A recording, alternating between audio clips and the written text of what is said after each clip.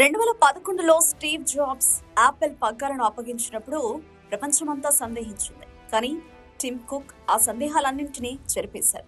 1998లో cook యాపిల్లో చేరినప్పుడు company కష్టాల్లో ఉంది.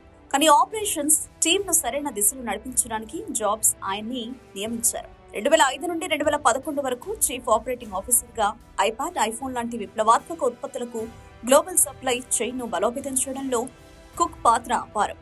జాబ్స్ వారసుడిగా ఆయన బాధ్యతలు స్వీకరించిన తర్వాత యాపిల్ కీర్తి శిఖరాలను అధిరోహించింది.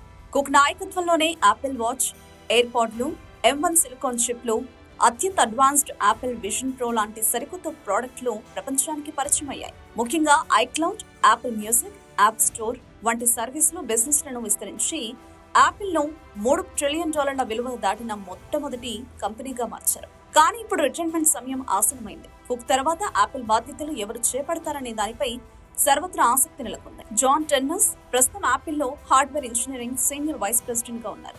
ఆయన ఈ పదవికి ప్రముఖ పోటీదారుగా పరిగణించబడుతున్నారు. వచ్చే ఏడాది ప్రారంభంలో యాపిల్ తన తదుపరి సీఈఓను ప్రకటించే అవకాశం ఉంది. టెక్ ప్రపంచంలో అత్యంత శక్తివంతమైన ఈ పదవిని ఎవరు చేపట్టి యాపిల్ లో కొత్త శకలోకి నడిపిస్తారనేది $1 మిలియన్ ప్రశ్నగా మారింది.